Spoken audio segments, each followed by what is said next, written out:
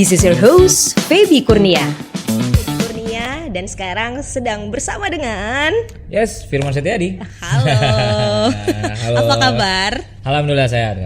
Oke, sehatnya kan rajin banget olahraga ya? Enggak juga ya. Enggak juga seperti itu sih. Tapi inget nggak olahraga pertama kali itu yang dilakuin apa? Pertama kali, waktu kecil mungkin? Pertama kali ya? Iya, waktu kecil. Kita akan flashback ke masa kecil Kak Firman yang mungkin beberapa podcast nggak tahu masa kecil Kak Firman. Oke. Jadi olahraga yang betul-betul ditekuni dulu itu adalah malah renang. Waktu kecil? Iya, olahraga renang. Saya basicnya memang adalah renang soalnya. Oh, gaya apa itu? Yang tentunya bukan gaya batu ya. Jadi memang basicnya itu adalah renang karena mungkin saya kan bukan dari Makassar sebenarnya, mungkin belum ada yang tahu sebenarnya. Kak Firman dari mana? Kalau saya itu kan lahir dan besar tuh di tanah Papua. Betul. Wow. Ini baru tahu nih orang-orang. Jadi saya karena nggak ada di CV-nya. betul. Jadi aku nggak tahu. Jadi Oke, Papua. Papua. Jadi saya itu memang lahir besar itu di Papua. Dan memang kita itu di Papua itu kayak akan laut ya. Lautnya mungkin belakang rumah ada laut ya, jadi biar sekalian langsung loncat. Iya benar memang. Seru banget. Iya benar.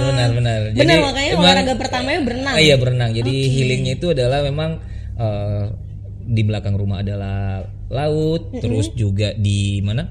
Di sekolah itu juga laut juga kayak gitu. Jadi memang apa ya? Saya mau nggak mau harus belajar berenang. Mau nggak mau harus tahu berenang. Iya renang. Jadi memang renang itu sudah menjadi apa ya, kayak ya udah dari kecil itu sudah dipertemukan dengan laut. Makanya kalau saya itu tempat healing terbaik kalau orang tanya pasti menanyakan adalah saya lebih, kalau orang kan mungkin ke gunung ya. Kalau saya mungkin melihat laut kayaknya wah happy banget. Berarti punya sertifikat buat dive dong? Enggak, saya enggak ngambil dive memang. Cuman memang itu ya udahlah, cuman pengen tahu renang. Dan sempatlah waktu sekolah juga ikut kejuaraan karena memang kita kan di Papua itu kan ya kebanyakan teman-teman. Papua spesifiknya di mana sih Kak? Saya di kota Jayapura. Oh kotanya. Di Jayapura. Terus pindah ke Makassar tahun? Pindah Makassar tuh kalau saya nggak salah tahun berapa ya, 2006 atau 2007 deh. Pindah ke Makassar dan memang tuh rencananya memang mau kuliah. Kuliah di sini kebetulan diterima di mana? Di Unhas. Universitas Hasanuddin. Nah, bedanya pas pindah ke Makassar dan Papua apa sih? Yang culture shocknya kayak wah Papua ya? Gini, wah Makassar kayak gini gitu. Oke, pertama adalah kurang lebih kan mungkin panasnya sama lah. Panasnya tuh kurang lebih sama. Tapi kalau lautnya juga deket. Iya, tapi sebenarnya kalau misalkan yang pertama saya cari adalah di mana lautnya sebenarnya. Pertama, katakan mungkin tempat tinggal yang di Makassar itu agak jauh dengan ya di lautnya kayak gitu. Jadi culture shocknya seperti itu. Dan yang paling kita dari kota Jayapura di Papua yang paling susah adalah untuk mengikuti bahasa sebenarnya. Logat-logatnya mungkin tidak terlalu kayak begini. Sempat waktu di kuliah teman-teman tuh pada bingung karena bahasa dengan saya, berbahasa dengan saya. Kalau saya kan kalau di Papua aku pergi sudah. Kok pergi sudah? Jadi teman-teman berpikir kamu sudah pergi. Padahal kalau saya itu menyuruh sebenarnya. Sudah itu belum selesai kalau kita di sana Jayapura. Jadi mereka tuh agak bingung untuk berbahasa sama saya pertamanya. Makin lama mempelajari dengan logat-logat Makassar, ya udahlah dapat seperti itu. Nah, jadi berarti akhirnya udah bisa Makassar. Udah bisa. Logat Papua masih bisa? Saya masih bisa sampai sekarang ini. Karena saya punya saudara-saudara masih bahasa sana. Oh iya.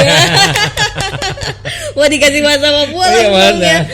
Oke. KTP udah Makassar gak sih? KTP udah Makassar. Udah Makassar. Oke, jadi ternyata adalah kita baru tahu banget kalau Kak Firman bukan orang Makassar. Ya, betul. Tapi orang Papua ya. Nah, kalau misalnya kita nggak lihat sosial media, kita nggak lihat Instagram, kita nggak lihat dan kita nggak tahu Firman. Siapa sih sebenarnya Kak Firman itu? Kalau saya sih, kalau kita nggak lihat sosial media kan kalau udah lihat, wah ini strength condition coach, international certified coach, fitness trainer. Tapi kalau kita nggak lihat itu semua, Kak Firman itu sosoknya seperti apa sih? Sebenarnya kalau orang yang tahu ya, sebenarnya tuh saya adalah orang introvert ya mungkin ya. Sebenarnya. Tapi MC, trainer, kayaknya semua ladang usaha diambil sama dia. Ya jadi gimana ya? Sebenarnya itu kalau bisa dibilang kamu tuh orangnya ekstrovert, sebenarnya tidak sebenarnya. Saya tuh lebih suka sebenarnya dalam arti adalah suka menyendiri sebenarnya. Jadi usaha-usaha yang saya lakukan itu biasanya itu adalah bisa dibilang adalah ya, makanya saya membuat usaha itu berkonsep personal, private, karena tujuannya adalah usaha yang saya jalankan itu adalah orang-orang introvert yang kayak saya, kayak gitu, yang tidak bisa bertemu dengan orang banyak, kayak gitu. Makanya saya tuh kalau mau bertemu dengan orang banyak itu adalah di tiap weekend aja. Kayak tiap weekend MC acara lari. Kalau misalnya orang tanya siapa Firman, ya saat ini yang mereka kenal adalah saya adalah seorang coach dan juga seorang MC, dan spesifik MC-nya adalah expertise-nya sekarang di MC Sport. MC Sport, ya oke, itu dia. Nah tadi bicara soal usaha. Tadi Kak Firman bilangnya, kalau orang nggak kenal saya adalah orangnya introvert. Iya betul. Makanya bikin usaha personal trainer. Betul. Nah itu boleh diceritain nggak sih usahanya seperti apa? Terus inspirasinya datang dari, selain inspirasi dari introvert ya? Iya. Dari mana? Benar. Oke, jadi pernah ada gimana ya? Kalau bisa dibilang, ini kan usaha saya namanya Asgard. Asgard itu adalah private. Asgard itu kan private studio sebenarnya.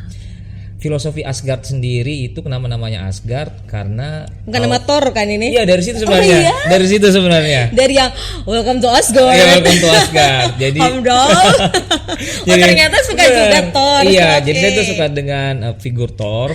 Jadi di film Thor itu dia kuat banget. Karena dia kuat banget. Iya, kuat dalam arti. Terus tapi yang saya mendapatkan insight-nya di film itu adalah Asgard itu adalah rumah. Nah, pada saat film, saya lupa di sequel keberapanya, Asgard itu katanya itu adalah rumah. Dan saya bilang, oh ya juga, Asgard itu adalah rumah. Saya pengennya itu adalah yang di Asgard itu orang-orang yang mempunyai kayak saya ini, yang misalkan tidak suka untuk datang ke, mohon maaf, ke tempat gym umum, bertemu dengan orang banyak, bersosialisasi. Dia kan pasti kan? Ya, mereka kan pasti kan sosial baterainya mereka udah habis kayak gitu. Mereka tuh pengennya adalah gimana sih ketika saya datang gym aja, bertemu dengan alat dan komunikasi sama coachnya udah selesai beres kayak gitu. Nah, akhirnya saya kepikiran nih, nah ini kan banyak nih pasti orang-orang yang kayak saya ini, orang-orang yang sisi introvertnya ada ini kayak gini, susah untuk bersosialisasi kemana-mana di tempat gym. Nah, akhirnya saya buat tuh private studio, dan memang yang saat ini yang member-member saya dan bisa dipastikan adalah orang-orang introvert sih. Iya, orang-orang introvert asli tuh, orang-orang introvert yang memang ada dokter dan yang ya dokter siapapun itu selalu bertemu dengan orang-orang karena itu profesinya dia ya. Betul. Profesinya dia harus bertemu dengan pasiennya, ada juga pejabat yang harus bertemu dengan warganya, tapi kan mereka mempunyai satu bisa dibilang adalah self healing sebenarnya. Healingnya mereka itu adalah di Asgard sebenarnya. Di olahraga ya. Di olahraga. Mereka mempunyai bahwa inilah diri gua kayak gitu. Ini diri gua cuma mau ketemu sama coach gua, cuma ketemu sama saya, biasa untuk ngobrol-ngobrol ya, introvert dan introvert lah. Makanya tuh jarang sekali mereka mau dipublish itu nggak boleh di konten ya. Tapi kadang-kadang karena saya kasih ada tim konten, terus mereka kepikiran dibilang, coach gimana sih rasanya di konten? Oke, kalau gitu saya konten ya. Jadi mereka merasa oh ternyata kayak gini ya rasanya di konten ini. Tapi karena bikin personal trainer ya di rumah gitu. Ya. Yang diatur selain olahraga bareng apa sih sama coach? Apakah makannya kita juga diatur? Iya, pasti. Jadi apa yang diatur sih? Pasti kan dari membuat rencana programnya mereka ini kan tentunya programnya si member A dan member B itu berbeda kayak gitu. Terus pertama adalah yang saya lakukan adalah mereka asesmen dulu. Asesmen awal tuh biasanya dari menimbang berat badan, terus menanyakan bahwa mereka bisa olahraganya itu seminggu berapa kali. Oke, jadi ngikutin sih. Iya, harus ngikutin dari benar. Aktivitas mereka kayak gitu. Terus dalam aktivitas dalam seminggu berapa kali ini, dalam sekali sesi mereka bisa menghabiskan berapa lama durasi waktunya kayak gitu. Nah, di situ yang dapat klubnya. Nah, after itu baru nanti kita membuatkan namanya meal plan, rencana makan. Dan tidak hanya sampai di situ, orang-orang pasti berpikir tugasnya coach ya cuman nyuruh-nyuruh kayak gitu. Sebenarnya enggak, karena sampai saat ini dan tadi aja saya masih kontrol member saya, ingat jam makan jam segini, kayak gitu. Wah, ada yang ngingetin ya. Ada yang ngingetin. Untuk jomblo-jomblo mungkin seneng. Iya, jomblo senang tuh. Jomblo tuh senang.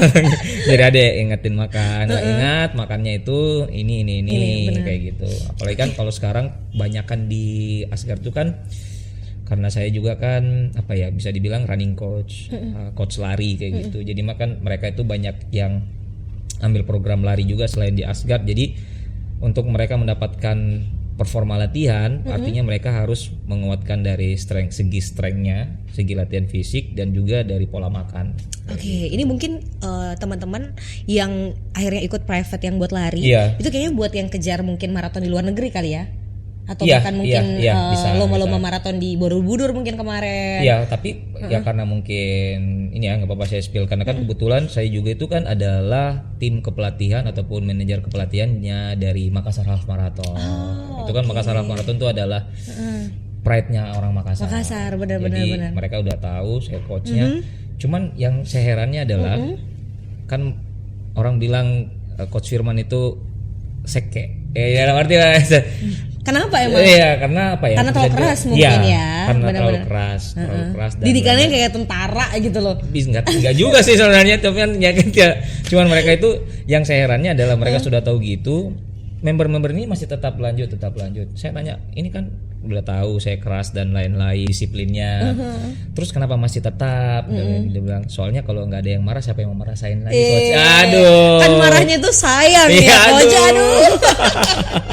Beauty is pain. Jadi kalau misalnya kamu ingin sesuatu yang bagus, ya kamu harus sakit. Betul. Kamu harus sakit, kamu harus capek, gitu kan? Harus capek. Betul. Tapi nih, yang lucu adalah kenapa akhirnya juga turun ambil ladang MC ya gitu.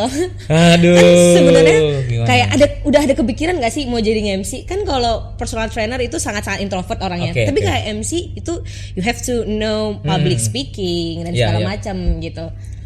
Oke, jadi gini. Sebenarnya awalnya saya itu dari sekolah adalah MC. Bahkan jauh ya berarti? Jauh sekali. Jadi mungkin karena kalau ditanya belajar MC-nya dari mana, dari almarhumah ibu saya sebenarnya. Ibu saya itu selain pekerja kantoran, dia mempunyai freelance-nya itu biasanya adalah MC. Penyiar radio juga nggak?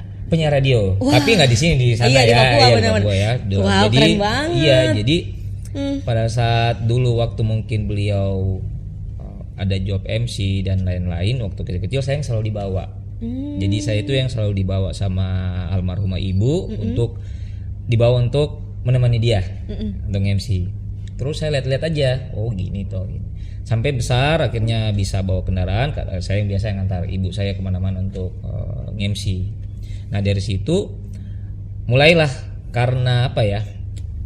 Sudah bisa lihat ternyata nyokap bisa MC dan lain-lain.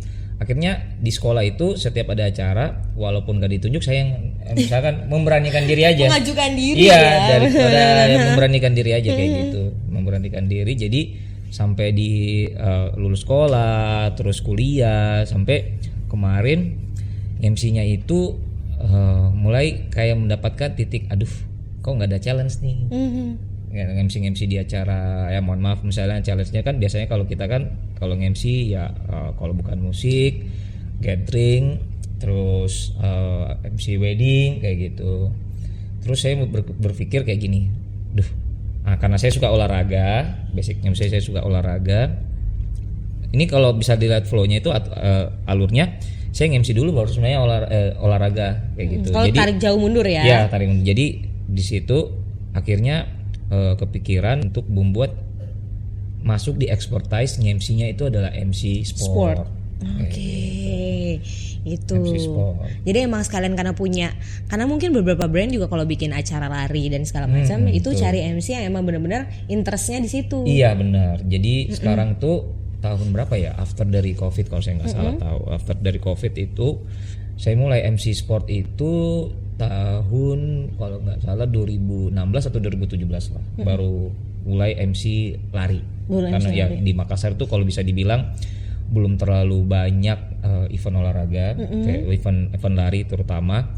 Terus MC-nya itu adalah senior teman-teman MC. Cuman ya dipakailah, dia bisa MC kanan kiri dan lain-lain. Cuman kalau saya akhirnya memutuskan bahwa saya harus menjadi MC lari. Gimana caranya kayak gitu. Mungkin ini ketahuan sejak kecil karena emang dari kecil suka MC dan ngeliat ibu. Iya. Gitu. Iya. Tapi kalau olahraga pernah kebayang gak sih dari kecil itu besarnya bakalan jadi coach? Iya. Enggak kan? Iya, kalau MC mungkin kebayang karena sih. Ada turun dari mama gitu kan. Iya. Gitu. Dan suka ngelihat gimana ambience mama MC. Iya. Kalau jadi trainer, coach itu. Iya benar. Itu gimana ya? Gimana ya alurnya ya? Mungkin karena ini lagi nyokap punya andil yang terbesar sih menurut.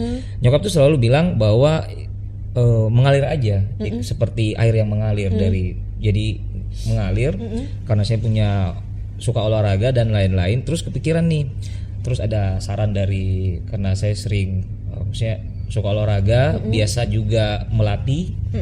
Terus teman-teman ada satu teman ya mengatakan Kak Dini, dia mempunyai tempat gym di juga Makassar. Di Makassar namanya Mahita. Terus di situ dia bilang sama saya, bisa coba ambil sertifikasi kayak gitu. Dia mengajak, maksudnya itu jauh sebelum COVID sih sebenarnya. Dia coba mengambil sertifikasi. Dia bahkan yang ngasih tahu ya. Dia mau kasih tahu.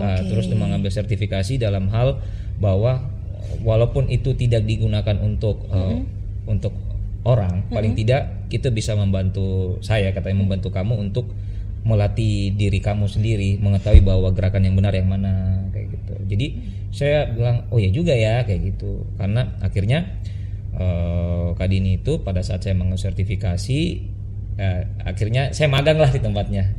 Dia maksudnya diajak daripada jadi personal trainer ya dia bilang gini di Mahita itu, dibilang daripada belum punya tempat, dia bilang kan belum punya tempat, sudah coba bantu saya di tempatnya, di gymnya untuk jadi personal trainer. Jadi situ saya magang di Mahita kurang lebih beberapa tahun ya, 1-2 tahun. Terus dia bilang coba buat tempat, berani saya bilang aduh, saya bilang modal Kak, dia bilang modal berapa ini, bilang udah pasti bisa. Akhirnya saya kepikiran ya udah garasi rumah aja disulap kayak gitu. Jadi garasi rumah yang saya sulap.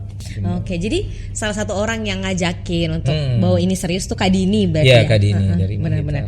Tapi bicara soal mama tadi, waktu kecil suka sekali nganterin dan segala macam. Seberapa dekat hubungannya sama mama? Aduh, gimana ya? Jadi teringat. Dekat banget. Anak keberapa Kak? Anak kedua.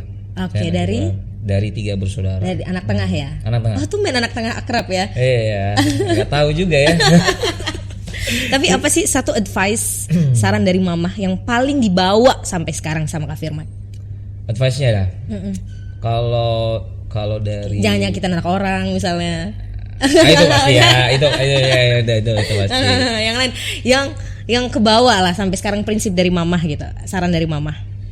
Kalau dari nyokap sih selalu mengatakan bahwa jadilah orang yang trust lah. Maksudnya bisa dipercaya lah. Berintegritas. Iya, mempunyai integritas, karena kalaupun tidak di dunia itu di manapun ya, misalkan di dunia kerja, di dalam kehidupan nantinya berumah tangga dan lain-lain, kita harus mempunyai integritas, apalagi sebagai seorang kepala keluarga kan. Jadi menurut saya sampai sekarang sih benar sih. Jadi saya selalu menanamkan itu, mempunyai integritas karena dari nyokap yang selalu suapin terkait itu. Ya salah satunya walau apapun, misalkan nih adalah vendor lah atau IO sudah membuat kerjasama lah dengan saya, entah jadi narasumber ataupun menjadi MC, apapun yang terjadi dengan kondisi saya, sakit ataupun, saya harus profesional. Gitu. Dan itu sering terjadi dan orang-orang tidak tahu sebenarnya. Benar. Yang orang tahu kan 5% dari hidup kita. Betul. Yang kita share ya.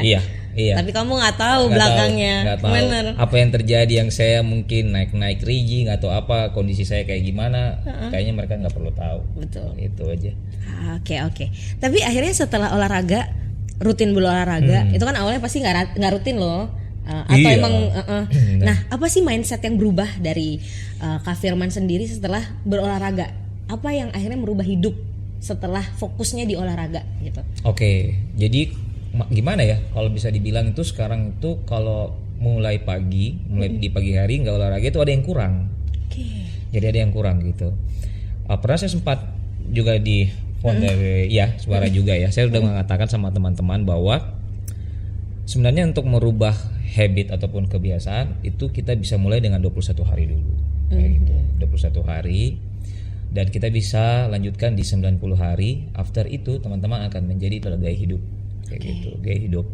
Makanya kalau misalkan tadi Kak Feby, Kak tadi ternyata habis sepeda lagi, padahal iya bener, non-stop banget. Iya bener gitu. Jadi sebenarnya olahraga itu ternyata, ini saya akan bocorin sebenarnya apa doping saya. Orang kan bertanya sebenarnya yang dipakai sama Coach Firman apa sih? Kok bisa gitu pagi sore besok pagi lagi olahraga, gitu. Luar biasa. Sebenarnya dopingnya adalah olahraga dan selalu positive thinking sih. Saya tuh gimana ya? Tidak mau terlalu dunia lari itu bisa dikatakan bahwa sekarang itu bisa dibilang dunia lari itu agak circle-nya itu bisa dibilang agak toksik menurut saya. Maksudnya dalam arti bahwa kadang-kadang yang tidak harus kita ngurusin. Nah, makanya saya selalu berpikir ini komunitasnya berarti ya. Iya, makanya saya selalu bilang kalau itu yang menjadi bukan urusan saya nggak mau. Kayak gitu. Jadi bayangin ya, member ada. Terus member itu ya kurang lebih ada lebih dari 20 lah ya. Terus yang ikut dari program online pun yang nggak ada di Makassar itu pasti akan di maintain juga. Terus kalau saya mau ngurusin hidupnya teman-teman yang lain yang sebenarnya bukan urusan saya, drama orang lain. Iya, drama itu kayaknya lebih nggak deh kayak gitu. Lepas tangan deh coach ya. Iya benar. Makanya itu olahraga itu yang selalu membuat saya menjadi positive mind. Kayaknya karena dia ngebocorin toxic circle, kayaknya ada yang pernah kayak gitu nggak sih, yang kayak minta diurusin gitu segala macam. Iya sih sebenarnya. Iya banyak. Maksudnya kayak padahal di luar olahraga sih sebenarnya. Iya. Jadi makanya ya mohon maaf juga mungkin makanya tuh orang tuh jarang ketemu saya kalau mereka memang mau ketemu saya itu paling di event aja kayak gitu. Karena sebenarnya pada dasarnya adalah yaitu kembali lagi saya orangnya introvert kayak gitu. Saya itu pun bisa keluar dari Asgard itu rumah. Dari rumah itu kalau misalkan ingin ketemu seperti ini kayak gitu atau tidak mungkin meeting mau klien. Meeting klien habis itu after itu saya pulang ke rumah. Pulang ke rumah ya itu lagi mengurusin dengan data-data member, melihat apalagi yang program kerja, tentunya juga pasti berkomunikasi juga dengan manajer saya, dengan Vini apa yang harus dikerjakan karena jujur manajer saya juga agak saklek soalnya. Jadi ketemu ya. Iya, jadi dia makanya saya cari manajer tuh yang memang kayak dia lah. Yang betul-betul dia harus tegur, coach enggak boleh ini. Thank you Vini ya. Iya, aduh kacau dia itu. Oke, tapi bicara soal karena kita lagi di acara leadership. Apa sih leadership yang ada dalam diri Kak Firman sendiri yang diterapin di hidup ataupun di dunia olahraga gitu? Leadership apa sih yang ada dalam diri? Apa ya? Kalau saya sih leadershipnya itu tanggung jawab sih. Tanggung jawab kayak gini. Tanggung jawab tuh gini. Saya nggak bisa memimpin. Kalau saya nggak punya tanggung jawab kayak gitu. Tanggung jawab terhadap diri saya sendiri. Artinya adalah yang harus saya perbaiki adalah diri saya dulu. Saya harus memperbaiki diri saya dulu. Contoh. Kalau kata orang bahwa menjadi personal trainer yang harus dikembangkan adalah ilmunya, knowledge dan lain-lain, berarti itu saya harus melakukan itu. Jadi memang saya harus memperkaya ilmu dulu, memperkaya ilmu yang saya punya, baru saya bisa deliver ke teman-teman kayak gitu. Ya, contohnya kayak gini sih. Pernah nggak kalau kita naik pesawat, pastikan selalu di pramugari mengatakan bahwa selamatkan diri Anda baru menolong orang lain. Nah kayak gitu. Saya punya prinsip bahwa dari konsep itu saya selalu mengatakan berarti saya harus menyelamatkan diri saya dulu. Artinya adalah saya harus bekali ilmu dulu banyak-banyak di saya. Saya harus bertanggung jawab dengan diri saya, baru saya bisa menurunkan ke lain. Artinya banyak sekali nih ilmu-ilmu yang saya harus punya. Pertama adalah ilmu dari segi strength trainingnya seperti apa, terus dari ilmu yang komunikasinya kayak gimana, terus mempelajari ilmu-ilmu SDM-nya kayak gimana, dan itu semua yang dilakukan adalah akhirnya guru saya yang punya buku itu Become Assertive Leader. Bu Oci. Jadi di situ di Bu Oci, Insight itu adalah tempat saya sebenarnya adalah bisa dibilang belajar. Jadi selain dari kebutuhannya saya secara dari program fitness ya, level kebugaran, tapi dari segi yang lain untuk meningkatkan personal development saya di bidang yang lain, untuk bagaimana kemampuan memimpin, itu saya selalu belajar dengan Ibu Oci sih sebenarnya. Akhirnya dengan bertanggung jawab itu, kalau bisa dibilang itu yang saya terapkan ke member-member di dalam rumah juga, seperti itu. Jadi di kehidupan pribadi dan maupun di member-member Asgard ya. Iya. Oke, itu tentang tanggung jawab. Tanggung jawab sih. Oke. Tadi bicara soal olahraga ya. Boleh di spill nggak? Misalnya sehari itu berapa kali sih olahraganya? Oke. Kayaknya bahaya kalau di spill. Enggak di luar nalar soalnya. Makanya dia bangunnya jam 3:30 subuh. Iya benar. Kita masih mimpi dia udah bangun olahraga ya. Gimana ya? Ya coba di spill. Jadi itu biasanya itu karena sehari itu bisa 2-3 kali lah. Orang rumah nggak capek liatnya? Enggak, karena itu olahraga mulu. Self healing lah. Self healing. Jadi biasa itu kalau paginya lari, sepeda atau renang, biasanya itu sore di Asgard itu untuk latihan beban. Itu tiap hari? Seminggu bisa 4-5 kali lah. Seminggu kan 7, kalau udah 5 berarti 2-nya free dong. Duanya free.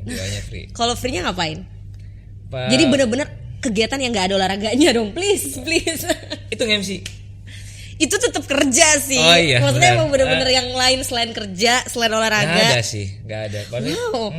Jadi memang Seserius itu kah hidup Anda? Iya benar, gimana ya? Jadi meluangkan waktunya itu cuman saya selalu beranggapan gini. You're so tight on yourself, right? Iya, tapi gimana so ya? So hard on yourself.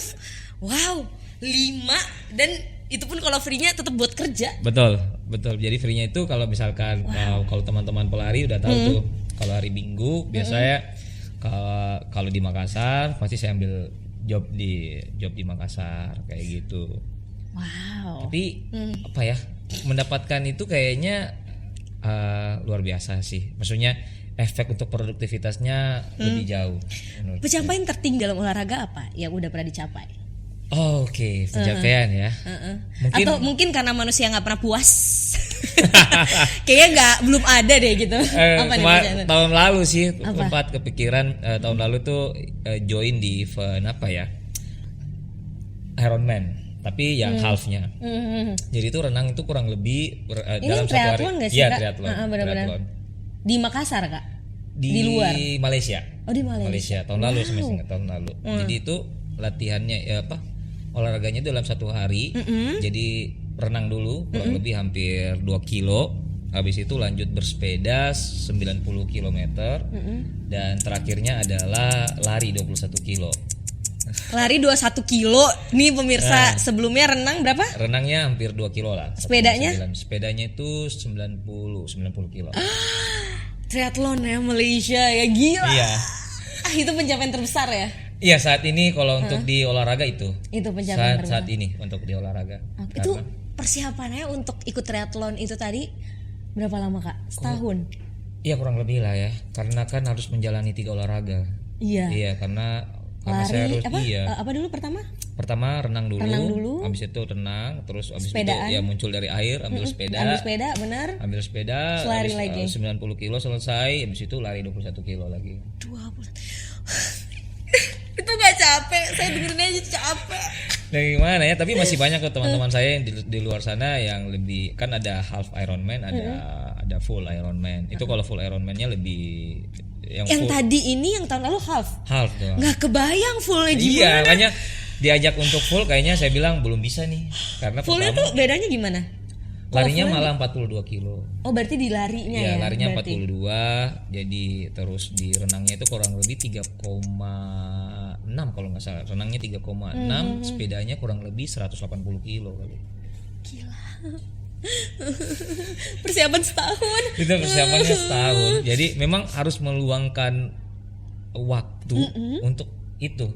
Dan harus disiplin setahun. Iya, itu. Makanya saya tadi bilang kalau ditanya, saya tuh nggak nggak ada waktu untuk ngurusin hal-hal yang kecil, yang gokil. Ya gitu, karena pertama dia sudah di full dengan apa ya, member aktivitasnya saya, terus dengan program latihan sebenarnya. Dan ada goals mandiri, misalnya goals diri sendiri yang kayak tadi. Jadi karena ada goals diri sendiri, nggak bisa ngurusin orang lain lagi. Iya itu dia, makanya saya bilang teman-teman, efek positif dari kita mengikuti event, ya mengikuti event, dan itu mengikuti event lari atau apapun itu, kita pasti akan tidak mempunyai waktu untuk mengurusi urusan orang lain sih. Iya.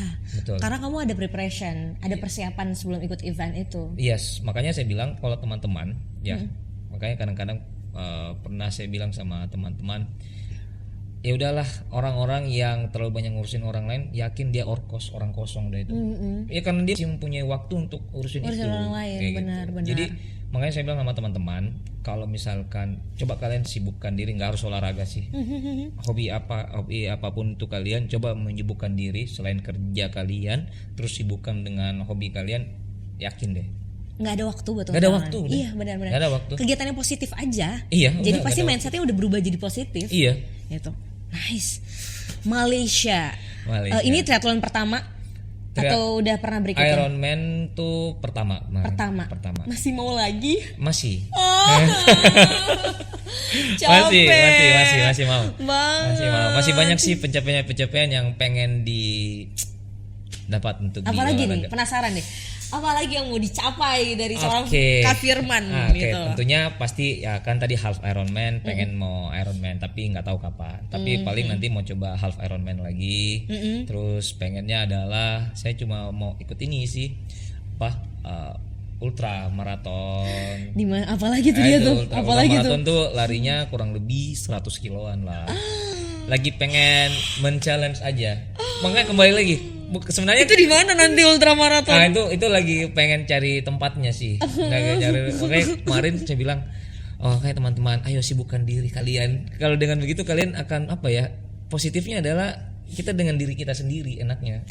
Nice. Ini akan kita potong ya untuk masuk di reels ya. Jadi sibukkan yang positif aja. Benar. Ya Allah. Tapi yang pas berenang tuh di mana, di laut juga emang? Di laut. Di laut. Makanya saya itu pada saat challenge banget tuh. Ya, makanya tadi karena saya lahir dan besar di Papua, di Jayapura. Jadi hal biasa untuk laut kayak gitu. Mungkin makanya orang biasa nggak takut dengan laut. Bukan nggak takut, mungkin karena saya lahir dan besar di Jayapura. Laut itu kayak menjadi teman. Jadi tapi yang challenge-nya adalah tantangannya ketika ini sih kalau saya ketika berhadapan dengan ribuan perenang. Di situ di ribuan perenang itu kita akan paling kena tendangan karena kan mereka kan kita renangnya orang rame nih. Iya, rame-rame.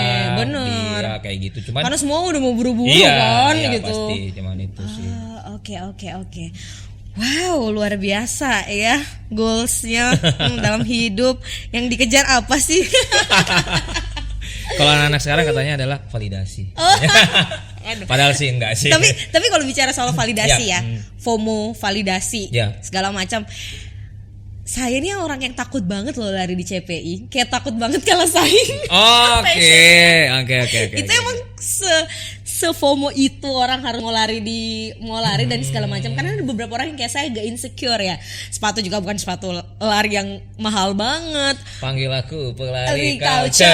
Ada lagunya lagi sekarang. Itu gimana ngelihat akhirnya lari itu jadi FOMO, jadi sebuah culture, bukan jadi sebuah kesehatan tapi kayak jadi sebuah ajang pameran gitu. Oke. Kalau saya mungkin agak berbeda mungkin ya dengan teman-teman pelatih yang lain ya. Dengan melihat industri seperti ini saya senang. Senangnya adalah akhirnya banyak orang sadar akan kesehatan kayak gitu. Terus mereka yang tadinya mengeluarkan uang mungkin dengan hal-hal yang mohon maaf sebelumnya yang tidak berguna, mereka membeli sepatu yang sekarang kalau bisa dibilang sepatu itu paling murahnya itu sekarang itu adalah di posisi 3 jutaan lah. Sepatu lari ya? Sepatu lari lah, anggaplah 3 jutaan, 4 juta, 5 juta, ada yang sampai 9 juta malah. Kayak gitu. Jadi mereka sekarang mengeluarkan uang itu menginvestasikannya adalah di dunia kesehatan. Betul. Kayak gitu. Nah, kita yang sebenarnya yang insecure dengan itu menurut hemat saya adalah kembali lagi adalah mindset awal ketika kita ingin memulai hidup sehat dengan berlari, pengennya why-nya apa dulu, kayak gitu. Kalau why-nya besar, kenapa saya ingin berolahraga, pasti kita tidak akan terkontaminasi dengan teman-teman yang cuman ingin yang tadi seperti disebutkan kayak gitu bahwa mereka harus pakai sepatu ini. Tapi kalau kita kembali lagi bahwa saya cuma pengen lari, banyak kok teman-teman, banyak kok adik-adik yang pelari itu juga dengan memakai sepatu seadanya, terus dengan baju seadanya, tetap masih menjalankan pola hidup seperti itu, tidak terkontaminasi. Makanya tadi saya bilang kembali ke why. Kalau kenapa saya harus berolahraga, kenapa sih saya harus berolahraga, kita kembali lagi itu. Nah, kalau tadi ditanya bahwa selama FOMO-nya itu baik, saya go ahead aja. Maksudnya silakan, maksudnya nggak apa-apa, asal jangan yang parahnya adalah minjam uang untuk beli itu. Itu pinjol itu.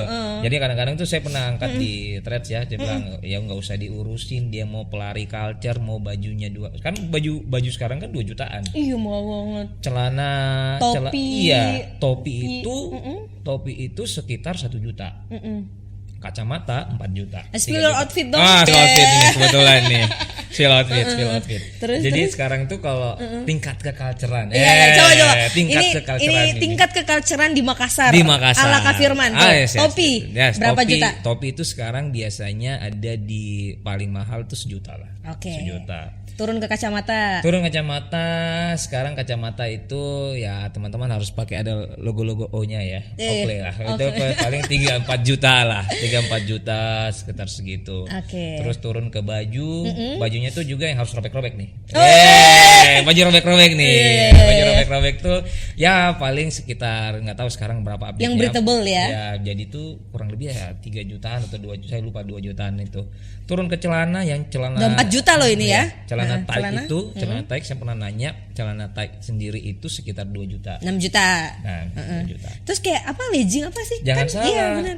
Ini kan tight nih, celana pendek. Ada lagi tuh. Gitu. Nah, kaos kaki. Kaos kaki itu tahu harganya berapa? Berapa? 700. 400 sudah main, 400. Ya, kayak gitu. Itu kalau misalkan mau segi culturean. Iya, sepatu. Nah, sepatu itu bisa kisar kalau ke tingkat keculturean kalian harus menyiapkan dana sekitar kurang lebih ya 3 juta. 9,5. Guys, 9,5. 9, ya. Terus jilbab ada nggak sih spesifiknya? Kalau jilbab sih nggak ada. Nggak ada ya, nggak ada. Aman Itu ya, semua untuk apapun ya. Semua apapun aman. Berarti overall tadi yang disebutin itu kalau dihitung-hitung 9,5, 9,7. Yes, betul. Tapi kalau bagi saya tingkat culturean, kalau saya pribadi ya, kalau saya pakai ya pasti tahu lah isi sandi saya. Jadi sebenarnya kita tuh nggak perlu insecure ya. Betul.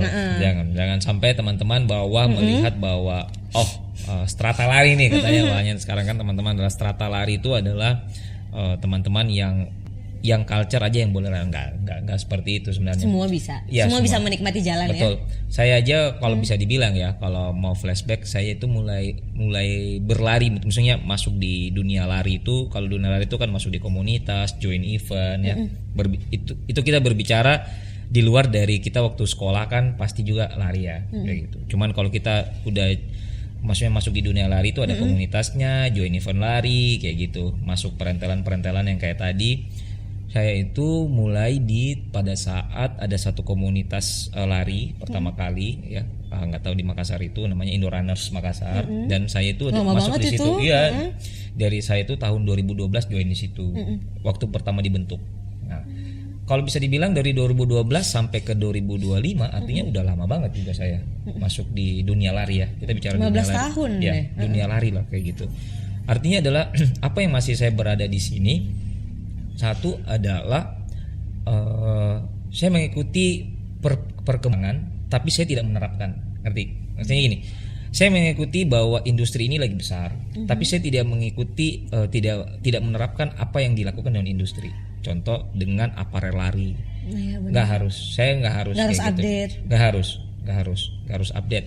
Jadi lari itu menurut saya selalu gunakan dengan yang nyaman aja di kalian. Yang kalian butuhkan apa menurut saya, Kalau sepatu A dan sepatu B, misalkan cocoknya kita adalah sepatu A, terus karena hype-nya di industri adalah sepatu B, kita nggak harus ke situ.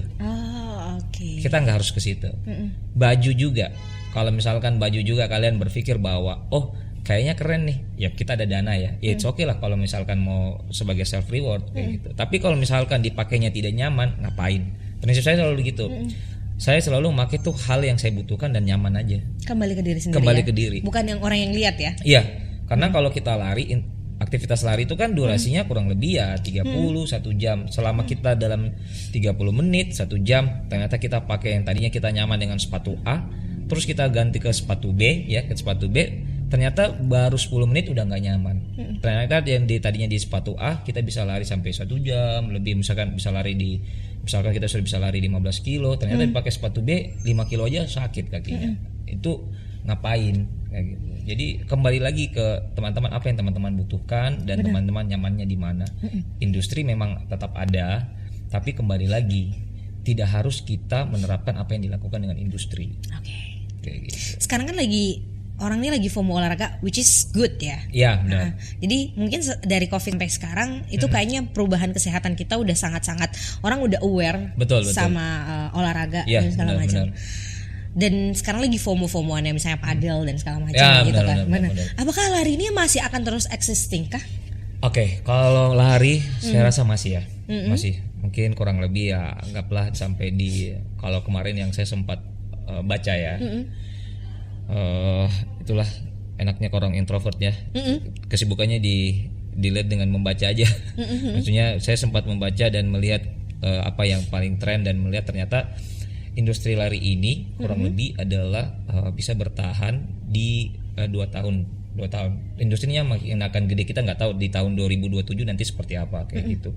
Cuman kemarin mungkin kalau teman-teman yang ikuti Instagram saya, teman-teman mungkin melihat bahwa ada satu vibes baru yang telah diterapkan dengan industri lari. Contoh kayak gini.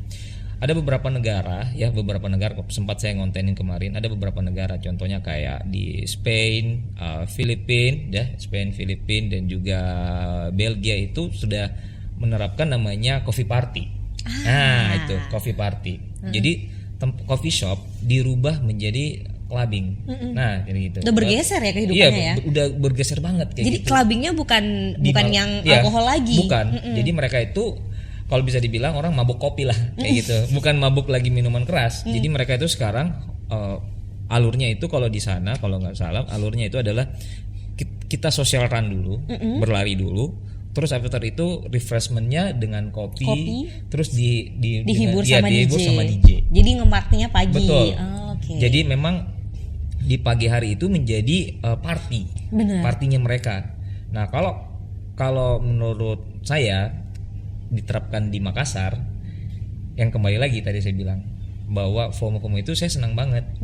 Karena saya adalah salah satu orang yang paling senang kalau banyak orang yang bergerak untuk hidup sehat. Iya, jadi apapun bentuknya dengan konsep yang mau seperti apa. Makanya saya bilang waktu kemarin pada saat saya buat konten seperti itu, teman-teman yang punya coffee shop, coach mau dong kayak begitu. Tertarik. Saya bilang buat aja. Maksudnya saya yakin teman-teman yang punya coffee shop tahu konsepnya kayak gimana. Dia bilang saya tuh selalu terbuka untuk teman-teman yang lain. Misalnya teman-teman mau konsul, terkait mau eventnya mau dibikin kayak gimana, saya tuh open banget. Maksudnya terbuka untuk teman-teman. Ayo kita sharing-sharing untuk memajukan bisa memajukan industri olahraga, industri lari di Kota Makassar. Saya tuh pengennya orang-orang itu bisa hidup sehat, terutama di kota tercinta ini, Makassar. Gitu. Benar. Jadi akhirnya goalsnya mungkin salah satunya adalah gimana ngajarin orang buat aware ya, untuk hidup sehat ya. Iya, makanya contohnya kayak gini, teman-teman kan ada yang sempat curcol lah dalam arti bahwa kayak gini, coach, saya bilang konten aja kayak gitu. Saya selalu bilang di tiap event lari, yuk jangan lupa flexing, validasi medal kalian. Saya selalu bilang gitu di tiap MC. Kenapa kalian harus flexing medal? Siapa tahu dengan kegiatan baik kalian posting medali, keluarga kalian, teman kalian yang tadinya nggak hidup sehat, akhirnya melihat bahwa ternyata Vibes Lari itu keren banget ya, kayak gitu. Jadi mereka memulai dengan namanya hidup sehat. Dan ikut juga mau terinfluence iya, gitu. Terus sempat nih ada teman-teman yang tadinya saya lihat, udah mulai konten-konten, terus dapat nih head speech dari beberapa rantizen lah, netizen. Netizen, suka gitu. Ya, jadi saya bilang gini, untuk apa? Maksudnya nggak usah peduli, saya bilang nggak usah peduli. Selama itu tidak menyangkut, kita tuh selalu kan aturan untuk konten adalah intinya adalah jangan terlalu menjadi expert kalau memang kita bukan di bidang itu. Kalau misalkan yang kalian posting bahwa itu adalah Vibes Lari, it's okay. Kalau kalian sudah berbau tentang namanya keilmuan, berarti kalian harus mengambil sertifikasi, kayak gitu. Harus mengambil sertifikasi, kalian harus paham dengan ilmu itu. Jadi ketika kalian menjadi influencer, ternyata memang benar, kayak gitu. Jadi mereka sempat berhenti, sekarang lanjut lagi. Ya siapa tahu sekarang dengan industri lari itu, sekarang banyak brand yang akan nempel, kalian bisa menghasilkan cuan juga dari situ, kayak gitu. Oke, itu dia tadi ya.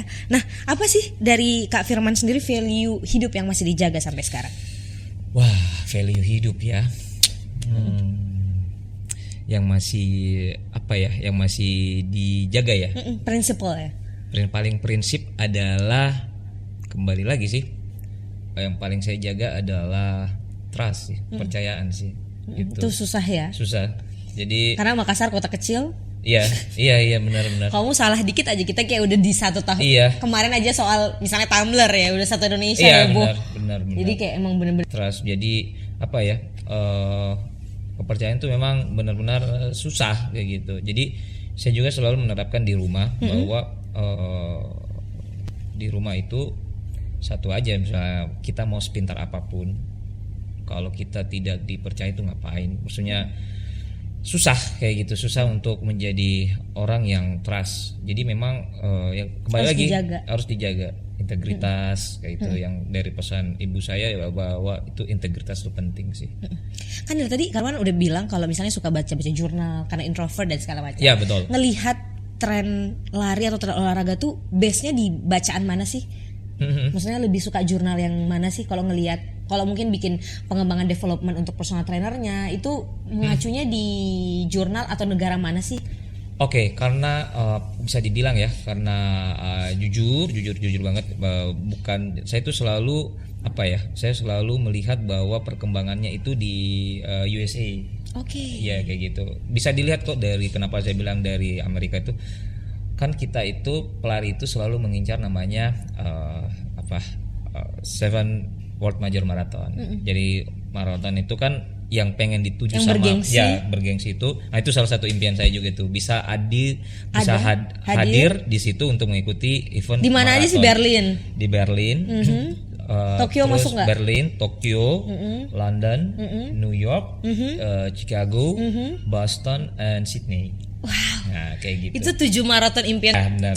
Kalau kita melihat dari segi ininya aja, tanpa saya selalu bilang di Amerika, dari 7 itu kita bisa melihat bahwa ada Boston, terus ada New York, ada Chicago. Itu aja udah bisa lihat, berarti perkembangan dunia lah di sana sangat besar kayak gitu. Jadi memang selalu kita melihat di sana apa yang bisa diterapkan aja, tapi bukan berarti harus dibaca terus diterapkan. Enggak gitu saya prinsipnya. Terus apa yang bisa, kadang-kadang juga saya selalu, yang saya senangnya adalah bertukar pikiran sama para pelatih yang menurut saya bahwa kan ada pelatih yang memang bisa diajak ngobrol, diskusi. Nah, itu salah satu adalah head coach di Makassar Half Marathon, Coach Agung Gantar. Itu juga enak diajak ngobrol. Ada juga coachnya ini baju saya, Coach Doni. Itu yang maksudnya banyak sekali coach, tapi yang selama ini yang saya sudah ngobrol-ngobrol untuk brainstorm brainstorming itu sharing-sharing. Menurut saya 2 coach ini menarik, karena kalau Coach Doni itu basicnya adalah dia adalah pelari World Major Marathon. Ya, itu Coach Doni. Jadi enak kalau kita mengambil insight dari segi luarnya. Jadi bilang, coach ini kayak gimana. Dan dia juga salah satu pelaku event. Dia mempunyai event juga.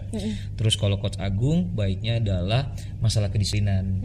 Jadi Coach Agung itu dia adalah pelatih nasional, pelatih pelatnas Coach Agung Gantar. Jadi enak nih kalau di combine. Iya, karena POV-nya beda-beda. Iya, dan POV-nya dari beda-beda. latar belakangnya beda-beda juga. Iya, jadi benar sekali. Jadi misalkan bisa dilihat, oh ini ternyata yang seperti ini. Biasanya saya nanya sama Coach Doni misalkan apa yang terjadi di worldwide nih, Coach. Jadi ngobrolnya enak. Oh ini kayak gini. Terus kalau Coach Agung, apa yang misalnya prestasi-prestasi di atlet-atlet kita, itu enak saya dapat dari dia. Kayak gitu, lebih enak sih.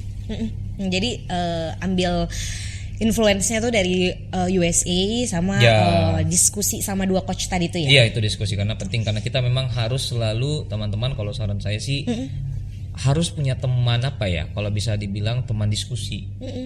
Teman diskusi supaya teman-teman tidak merasa bahwa kayak gini. Saya tuh selalu, kenapa saya harus berdiskusi sama coach-coach ini, menjadi cermin. Ya walaupun saya juga coach kayak gitu.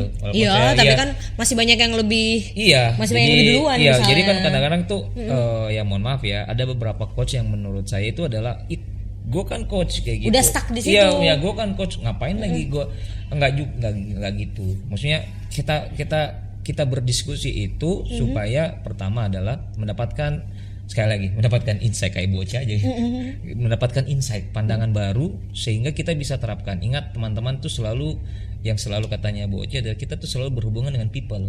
Nah kita tuh coach itu berhubungan sama people, berhubungan sama orang. Next episode saya boci deh nanti. Iya, itu harus tuh, karena itu kayak gitu. Nah itu tempat-tempat saya sharing ada boci. Kalau mengenai people, aduh. Untuk bagaimana SDM ya, menghadapi orang ya. Menghadapin orang itu makanya saya selalu, kenapa mungkin teman-teman bilang, oh kok bisa bisa menghadapi orang dari satu orang sampai beribu-ribu orang. Ya itu caranya ada. Caranya ada. Oke, itu caranya dah ya. Terakhir nih, boleh disampaikan motivasi ke mungkin sahabat suara yang mau belajar atau memulai hidup sehat gitu. Okay. Biar nggak merasa insecure kayak tadi gitu. Boleh nih tips-tipsnya, motivasinya dari Kak Firman. Apa ya, kalau saran saya simpel sekali. Jangan pernah mengikuti olahraga yang menjadi yang FOMO kayak gitu. Selalu kembali lagi bahwa sesuaikan dengan apa yang kalian cintai. Kan pernah saya pernah katakan bahwa love what you do what you love. Jadi kenapa saya bilang seperti itu, supaya olahraga ini bisa sustain, bisa jangka panjang kayak gitu. Jadi kalau misalkan teman-teman bilang gini, ini sekarang kan mohon maaf, yang lagi hype nih kan lari dan padel. Nah, lari dan padel lah. Oke lah, teman-teman bisa mengambil bahwa lari lagi hype nih, it's okay, nggak apa-apa. Maksudnya teman-teman itu setidaknya teman-teman sudah berani melangkah, it's okay. Padel juga lagi hype nih, ya udah nggak apa-apa. Tapi ingat lagi selalu yang saya bilang bahwa di dalam olahraga itu membuat jangkanya, membuat waktunya. Jadi misalkan kalian dalam 21 hari coba olahraga lari itu, dalam 21 hari coba untuk konsisten untuk padel juga, nggak apa-apa kayak gitu. Jadi misalkan kalian harus membuat timenya seperti apa dalam 21 hari sampai 90 hari sampai bisa merubah gaya hidup kalian kayak gitu. Saya pun juga sama kayak teman-teman. Lari pun juga sampai detik ini kadang-kadang tuh pasti ada namanya rasa malas. Tapi satu yang selalu membuat saya membuat terus untuk berolahraga, ketika saya berolahraga saya mendapatkan kebahagiaan. Itu ada hormon kebahagiaan ya yang dihasilkan dari lari. Iya benar. Jadi lari apapun olahraga yang saya lakukan tiba-tiba mendapatkan kebahagiaan, dan itu yang tidak bisa, bahagia itu tidak bisa dibeli sih. Ya, gitu. Betul. Kayak gitu. Oke, itu dia. Jadi dimulai dulu dari mau dan dulu. Konsisten 21 hari, habis itu 90 hari 90, dan akhirnya mengubah gaya hidup kalian. Oke, last but not least, kalau misalnya almarhum Mama ada di sini dan ngelihat kesuksesan Kakak Firman, what do you want to tell her? Aduh. Jadi nih. Iya, karena di puncak, bisa bilang belum sampai puncak juga ya, dengan aktivitas yang ada dari setelah COVID. Kan almarhumah ibu itu pulang di tahun 2021 lah. 2021, dan lumayan lah, karir saya mulai naik, karirnya udah mulai berkembang itu di tahun 2022. kalau bisa dibilang MC-nya sudah juga lumayan banyak, nggak hanya di Makassar juga, sudah sekarang kan saya MC-nya udah banyakan di luar Makassar. Sombong amat ya. Jadi, harus di flexing ya. Kayak gitu. Jadi pada saat itu ada satu selalu yang saya apa ya bisa dibilang rindukan. Apa? Tuh. Doa sebenarnya. Kalau mau bisa ketemu sama almarhum mama mau minta doa ya. Iya, karena setiap apapun yang saya lakukan ketika saya misalkan dulu ngomong MC itu selalu adalah saya minta doanya. Tapi itu yang bisa dibilang sudah tidak ada. Tidak bisa dilakukan lagi. Doa. Habis itu after mungkin saya pulang kerja atau MC atau apa, pasti apa ya? Mama selalu menanyakan gimana tadi. Nah, itu sudah tidak ada tempat sharing terkait itu. Jadi beruntungnya lah saya ada sosok wanita yang menggantikan ibu saya. Jadi ada istri yang sekarang menggantikan posisi itu.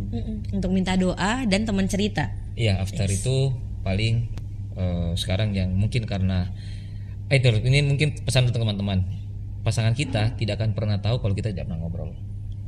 Gitu. Makanya komunikasi dan ngobrol itu penting. Jadi kalau misalkan menunggu bahwa dia peka, bahwa istri saya harus peka, dia harus sama seperti bagaimana treatmentnya ibu sosok saya. Almarhum. Iya, itu susah. Harus dikasih tahu. Harus. Jadi makanya itu mulai itu mungkin saya pernah merasa sepi akan itu, ada yang hilang. Tapi karena istri saya pelan-pelan untuk mengisi dan saya sudah ngobrolkan, akhirnya ada part yang terisi kembali. Yang kosong akhirnya.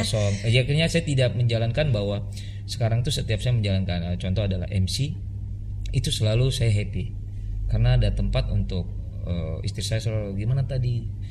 Kan mereka kan kenal saya ini MC joget lah. Suka joget tabola bale lah, daboy. Jadi istri saya gimana tadi daboy enggak, tadi tabola bale enggak. Kayak gitu, jadi membuat bahwa dia happy. Jadi kadang-kadang part yang itu mulai terisi. Mulai part itu mulai terisi.